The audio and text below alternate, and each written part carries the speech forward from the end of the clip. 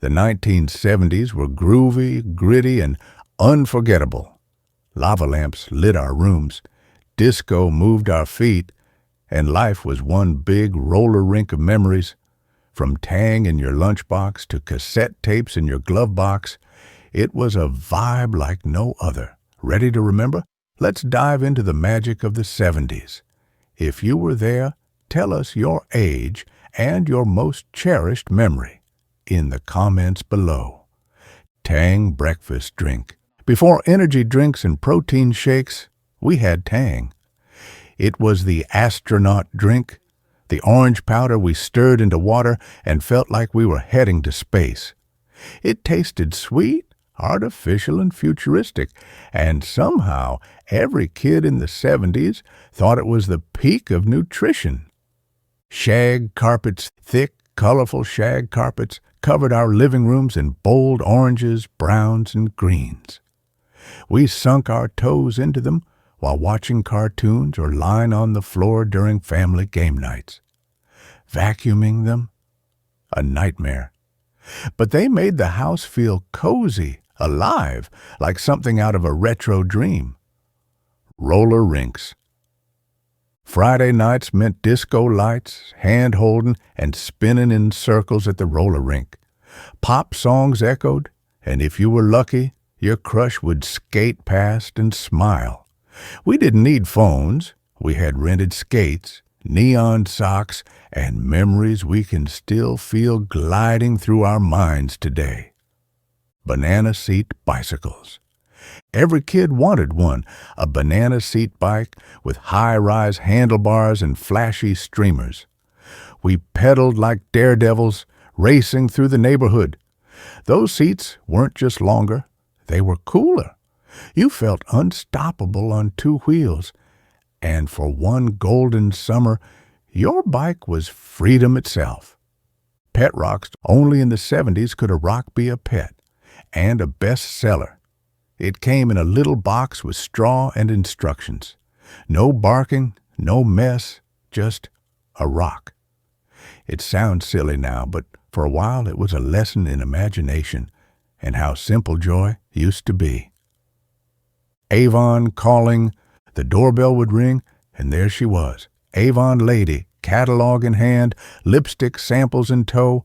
Moms would gather, flipping pages, smelling perfumes, and gossiping over coffee. It wasn't just about beauty, it was connection. A time when shopping came to you with a smile and a gentle, "Hello," Viewmaster Reels. You'd hold it up to your eyes, click the lever, and suddenly you were in Disneyland or under the sea. The Viewmaster was magic in plastic form. No batteries, no internet, just tiny slides and big wonder. Every click was a new world waiting to surprise your childhood imagination. Mood rings. We believed they knew how we felt. Blue for calm, black for angry, green for relaxed. Mood rings were pure 70s magic. Worn proudly and stared at constantly, they didn't just show color, they showed who we were, or at least who we thought we were during that groovy decade. Pong, the original home video game. 2 paddles, 1 square ball. Hours of entertainment. Pong taught us how fun digital could be, even in its simplest form. Sitting around the TV, taking turns shouting, "I got it!" Those were our first steps into the gaming world, pixel by pixel. Earth shoes. Flat soles, thick leather, and that signature negative heel. Earth shoes weren't just footwear, they were a lifestyle. Worn by free spirits and health-conscious rebels, they were the 70s in every step. Clunky and odd-looking? Sure, but somehow we felt grounded, like walking with purpose, in tune with something bigger. TV antennas with foil reception was a battle. We'd twist the rabbit ears just right, and if that didn't work, add aluminum foil. Static hissed, pictures flickered, and when the image finally came in, we cheered like we cracked a code. That struggle made every episode of Happy Days feel earned and electric. Beanbag chairs. They weren't furniture, they were fun. Lumpy, squishy blobs we sank into while watching cartoons or reading comic books. You flopped, twisted, and wrestled in them. They were never ergonomic, but they made you cool. Everyone had one, even if it didn't match the living room at all. Track tapes. Bulky, loud, and magical. You'd slide one into the player, hear the chunky click, and let the music roll. No shuffle, no skip, just songs in order. It was physical, tangible, and thrilling. The soundtrack of the 70s came in plastic cartridges that never quite fit in your pocket. Saturday morning cartoons. You'd wake up early, pour a bowl of sugary cereal, and camp in front of the TV. Bugs Bunny, Scooby-Doo, the Jetsons, they were our weekend ritual. No streaming, no DVR.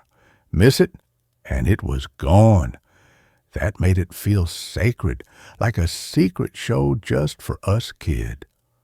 Waterbeds.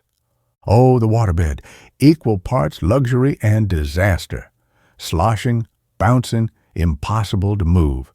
But in the 70s, it was the ultimate status symbol. You sank into it like a wave. Couples swore by it. Parents bragged about it. And kids? We tried jumping on it once. Just once. School, film strips, the lights dimmed, the projector whirred, and a beep meant the teacher had to advance the slide. Film strips were our version of multimedia. Grainy, slow, and narrated by someone who sounded half asleep. But it was a break from the textbook. And sometimes that beep was the best sound of the day. Sea monkeys. They weren't monkeys, and they barely looked alive. But we loved them. Pouring water on powdered eggs and waiting for life to appear felt like science magic. The ads promised a family of sea creatures. Reality gave us squiggling specks.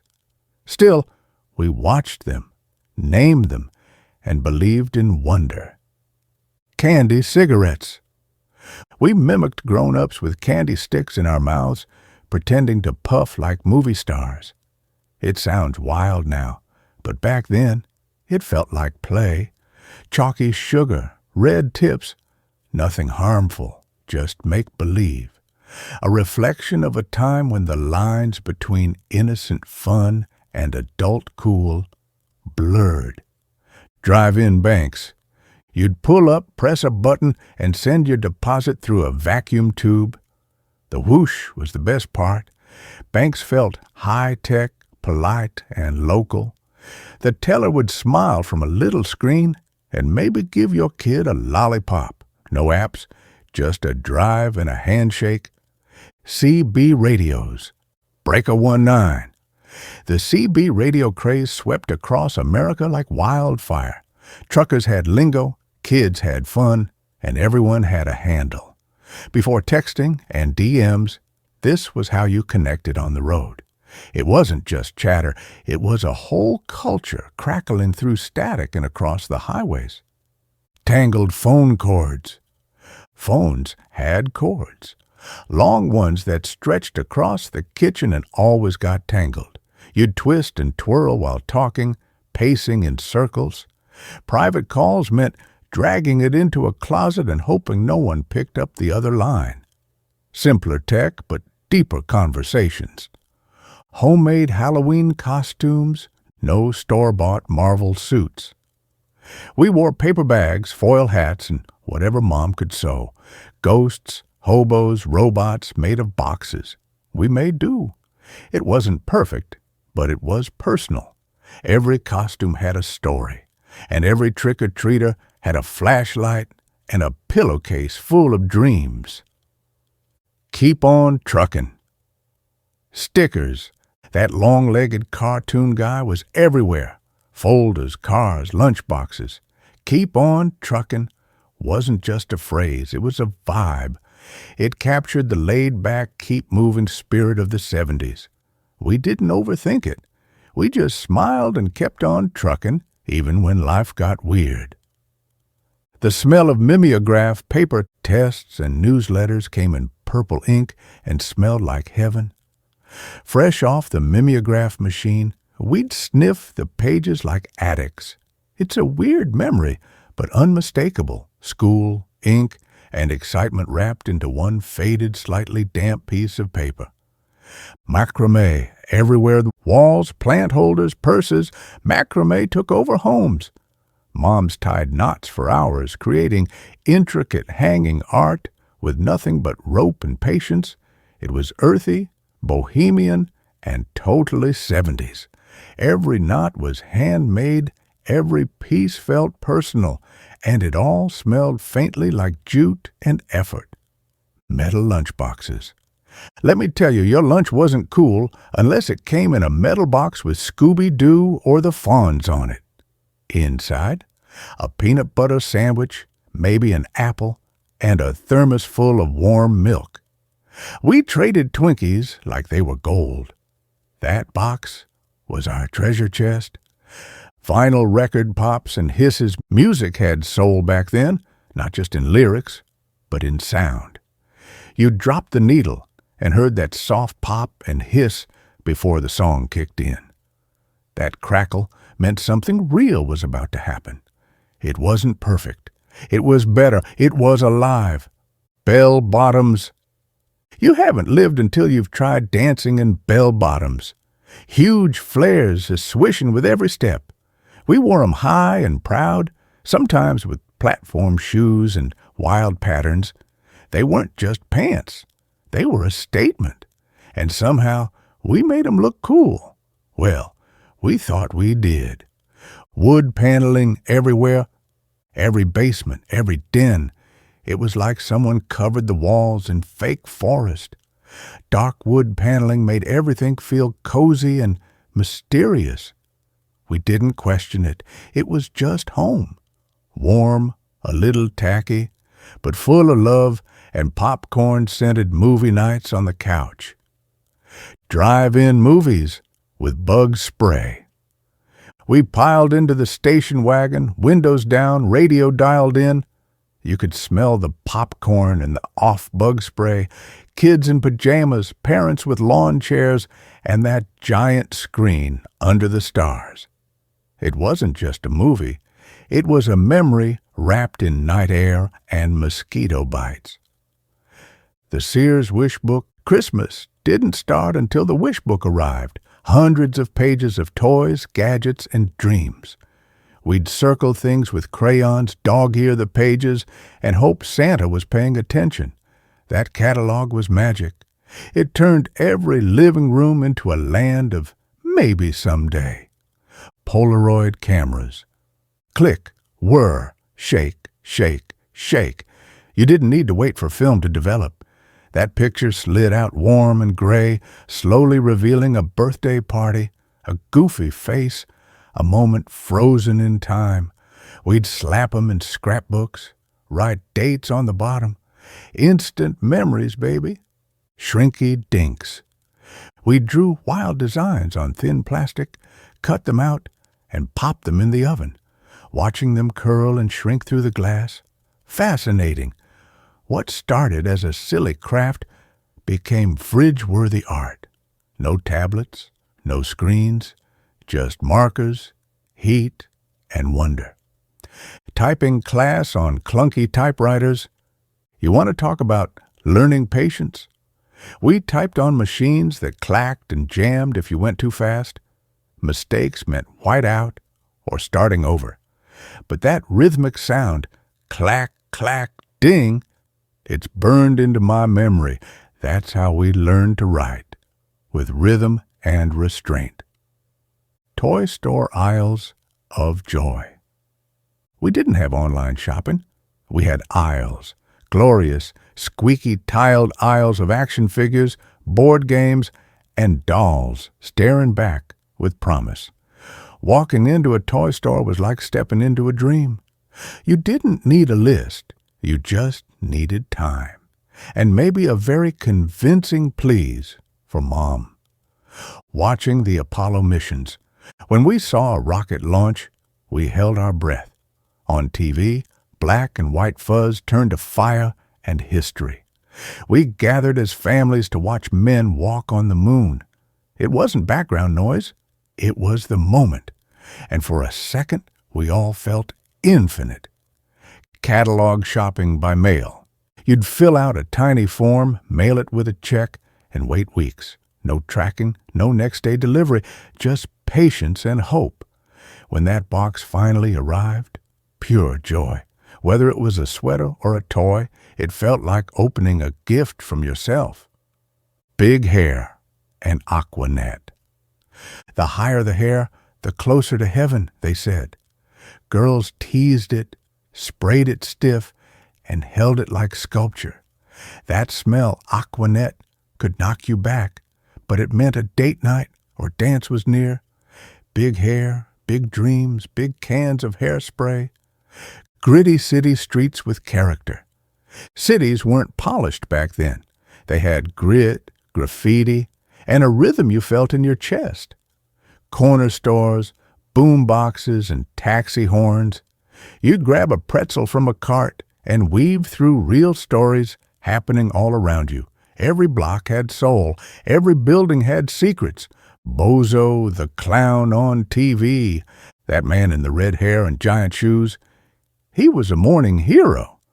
Bozo made us laugh, made us yell at the TV, and made cereal taste better. Kids lined up to throw balls into buckets on the grand prize game. It wasn't just a show. It was our moment. Ice cream trucks playing real music. Not that tinny digital stuff. Back then, the ice cream truck had a real jingle that echoed through the block like a sweet siren call. You grabbed coins, ran barefoot, and waved with desperation. Getting there in time felt like winning the lottery one fudgicle at a time. Payphones on every corner. There was a time you couldn't just pull out your phone. You needed a dime, maybe a quarter, and a quiet corner.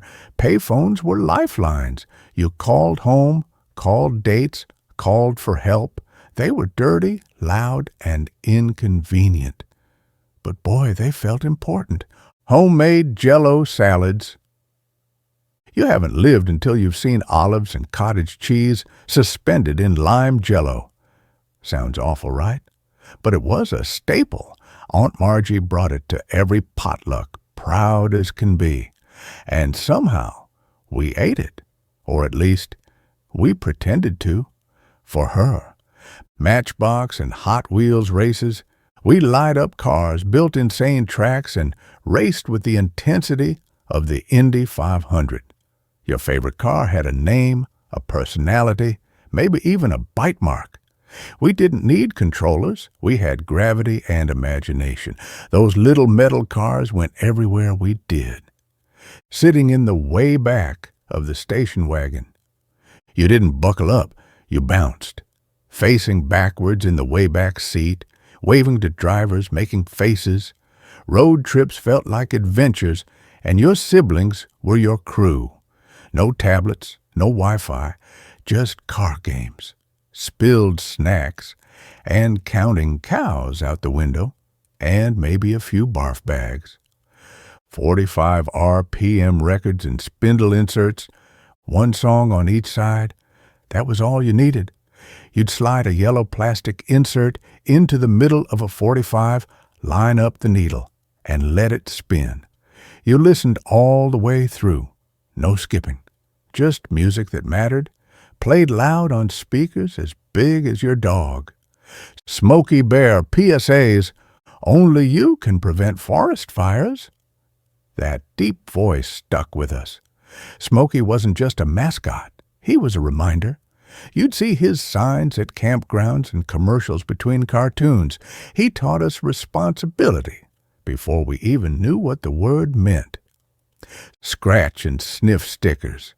Get a good grade. You got a sticker that smelled like grape or pizza or bubble gum. We collected them in sticker books, showed them off at recess. The joy of scratching one and catching that sugary scent. Pure magic. It was small, but it meant the world. Learning cursive with real ink pens. We practiced loops and curls until our hands cramped. Cursive wasn't just handwriting, it was an art. Teachers gave gold stars for perfect slants. And those ink pens? They smudged like crazy. But we learned patience, rhythm, and pride in every swoop of the cue. Vinyl booths at diners. The red booths, the silver napkin holders, the smell of grilled cheese in the air. Diners were everything. You'd slide in, order a milkshake, and spin on the stools while songs played on the mini jukebox. It felt like home, even if you'd never been there before. CB Radio's Breaker 19. Before texting, we had CB radios. Every trucker and cool dad had one. You had a handle. Mine was Blue Mustang. And we'd talk in code, warn about speed traps, and just shoot the breeze. 10-4, good buddy, wasn't just lingo. It was how you stayed connected on the road. Tang and powdered drinks. We drank Tang because the astronauts drank Tang. One scoop, stir, and boom. You were basically on Apollo 13. It didn't taste like real orange juice, but that was the point. It was space age, it was the future, and it was in every lunchbox across America. The clapper. Clap on, clap off. That jingle lived in our heads. The clapper let you turn off the lights without getting out of bed. Absolute wizardry back then. 2 claps and darkness. We all clapped like fools trying to get it to work. Sometimes it did. Sometimes it didn't. Still magic. Slumber parties with Ouija boards. We lit candles, giggled, and swore the planchette moved on its own. Is there a ghost here? The board spelled something, probably thanks to Jenny, but we screamed anyway. That thrill, that chill down your spine. The 70s were full of harmless scares and haunting memories. TV sign-offs at midnight. There was a time when TV just stopped. After the national anthem played, the screen went black or filled with static. That eerie moment meant it was really bedtime. No 24/7 shows, no binge watching, just silence, and maybe a late-night chat before finally drifting to sleep. Malls as hangouts. We didn't just shop, we lived at the mall. You met friends, browsed record stores, flirted at Orange Julius, and walked in circles for hours. It wasn't about buying, it was about belonging. Saturday afternoon at the mall was the social media of our day. Pet rocks. Yes, kiddo. We actually bought rocks and named them. They came in boxes with air holes and instruction booklets. It was silly, weird, and wonderful. In a world before screens, even a rock could become your best friend with just little imagination. Tupperware parties. Your mom dressed up, went to someone's house, and came back with colorful containers that burped when you closed them. These parties weren't just about plastic. They were about community, laughter, gossip, maybe some Jell-O salad. And now every fridge had a rainbow of leftover containers. Pong, the first video game. 2 paddles, 1 pixelated ball, that was it. But it was everything. Pong changed our world. You played for hours, mesmerized by the blip, blip, blip. It was the beginning of something big, and we didn't even know it. Just 2 friends, a screen, and endless competition. Macrame, everywhere.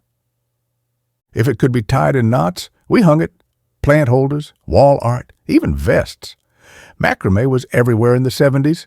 Bohemian? Maybe. Tangled? Definitely. It made homes feel crafty and lived in. You walked into a room and immediately knew, yep, it's the 70s. roller skating rinks. The disco ball spun, the DJ played KC and the Sunshine Band, and we rolled hand in hand in giant circles. Falling was part of the fun. You'd flirt by skating backwards or showing off a spin.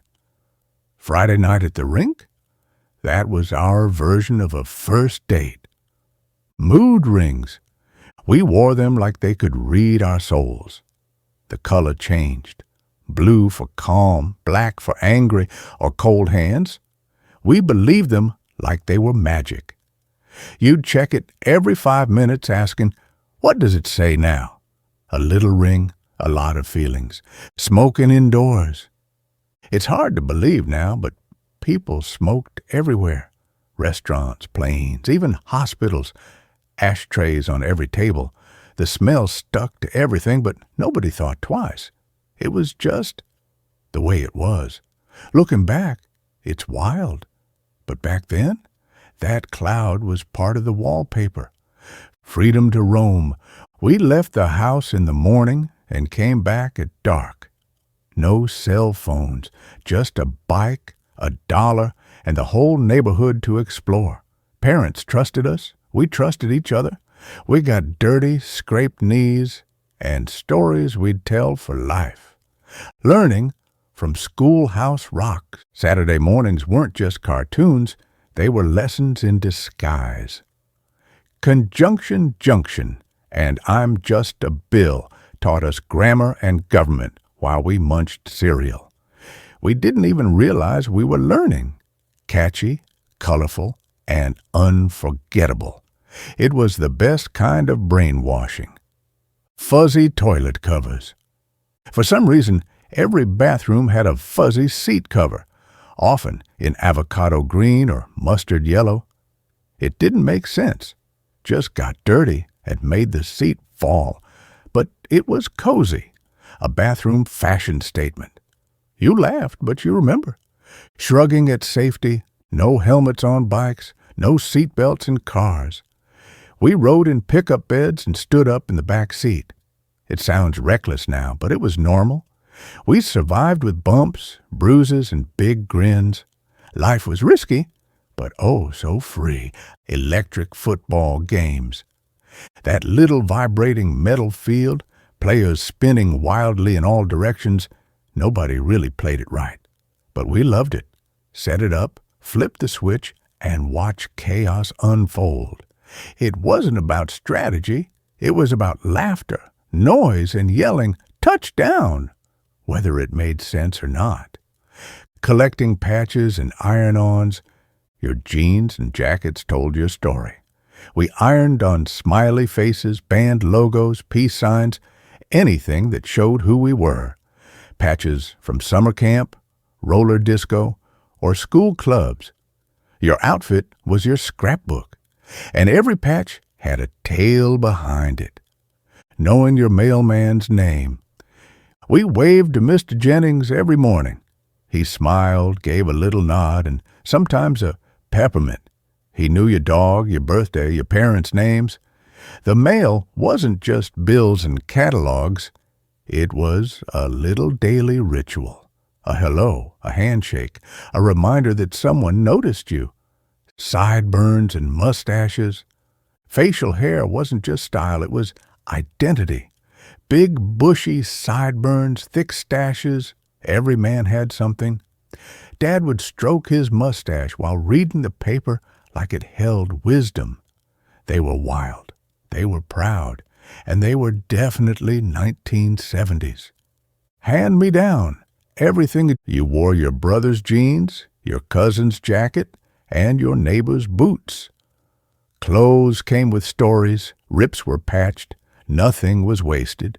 And when you finally got something new, oh, it felt like Christmas, even if it was just socks. School film strips with beeps. The lights went down, the projector whirred, and we waited for the beep to turn the knob. Those grainy slides and robotic narrators somehow taught us history and hygiene. It wasn't flashy, but it felt official, and we all loved being the one to advance the slide, playing marble, Cat's eyes, shooters, steelies. We played in dirt rings and yelled, "No quitsies," like it meant something sacred. You won marbles, lost marbles, and proudly carried them in a velvety pouch. It wasn't about the prize. It was about the game. And sometimes it got serious. Feathered hair everywhere. Boys, girls, it didn't matter. If your hair didn't feather like Farrah Fawcett or David Cassidy, you weren't doing it right. We brushed it until it curled just so. Wind blew through it like magic. That hair had volume, attitude, and flair. Ice cream trucks with real bells. The jingle wasn't digital. It was a real bell or music box echoing down the street. You'd sprint barefoot with a crumpled dollar in hand, praying he didn't drive past. That sound? It was summer in audio form. A popsicle never tasted better. Wood paneling. In every room, basements, dens, even kitchens, everything was wrapped in dark wood paneling. It made the house feel cozy, like a rustic cabin. Sure, it was kind of gloomy, but it was our style. When the light hit it just right, it even looked classy. Banana seats and sissy bars. Our bikes were our freedom, and the coolest ones had long banana seats and high sissy bars. You could ride with a buddy on back, no helmets, just wind and laughter. Those bikes weren't just transportation. They were chariots of childhood. Avon calling.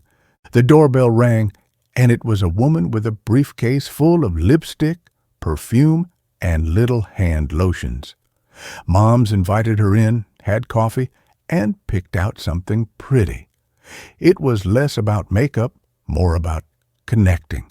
And those tiny lipstick samples, so fun. Charlie's Angels posters. Every teen boy had Farrah on the wall, and every girl wanted her hair. The Angels weren't just TV stars, they were icons. Stylish, smart, tough. We played pretend with hairbrushes as guns and thought we were part of the squad. Matchbox and Hot Wheels cities. We built entire towns on the floor, ramps, garages, racetracks, zooming little cars around for hours, crashing them spectacularly. Each scratch told a story.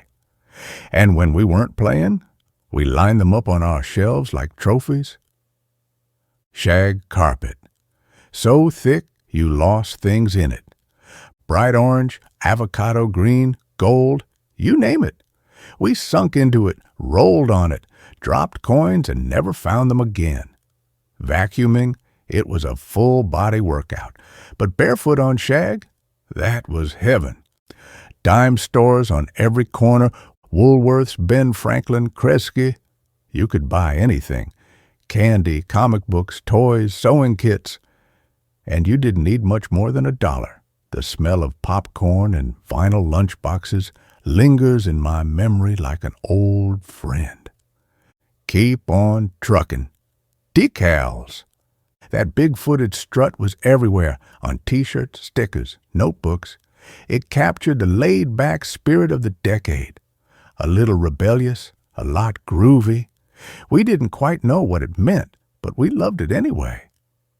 Smokey Bear PSAs. Only you can prevent forest fires. Smokey was serious business.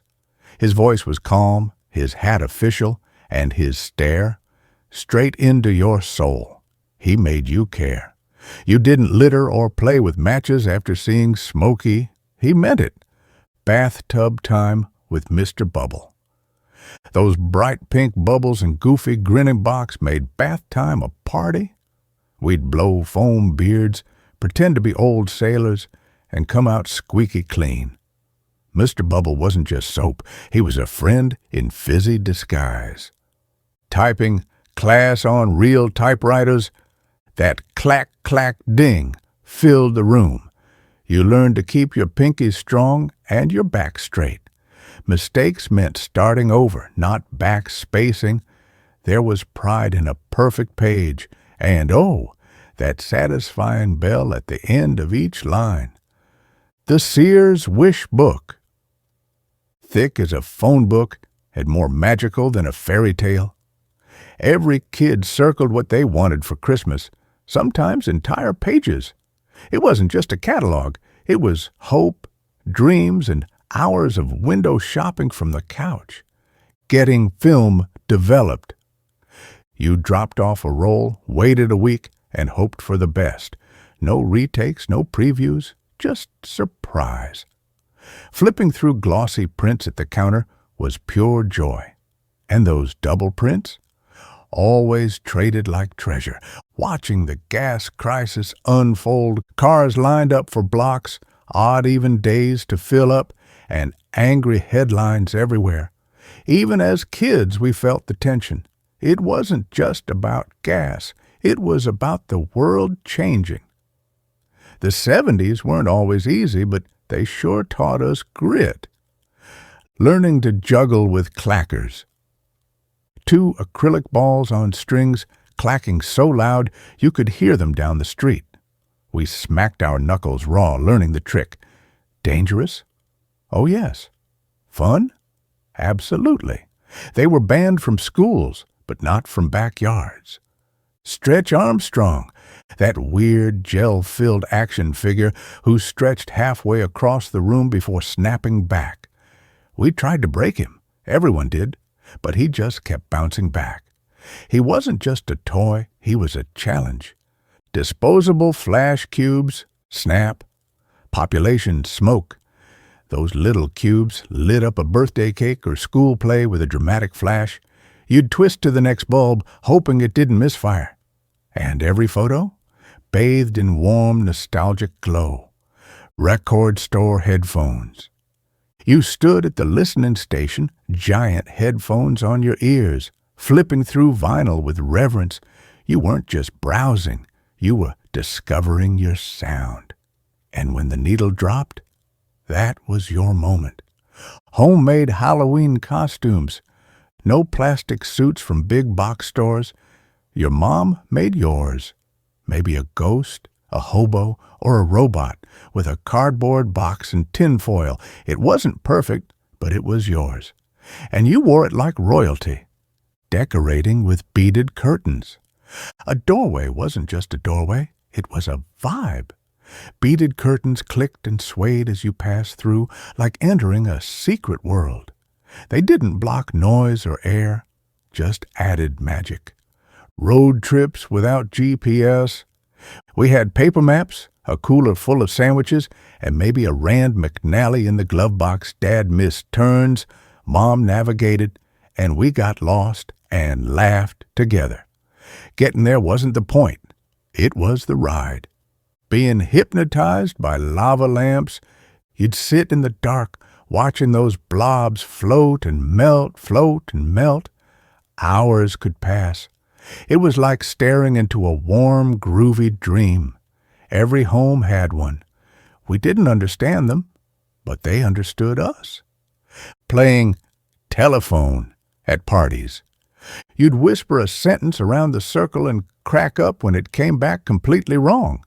Laughter, red faces, pure innocence, a reminder that mistakes can be funny, and connecting is the goal, not perfection. Saying goodbye to the 70s.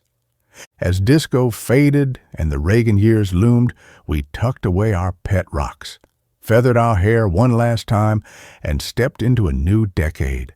But the 70s?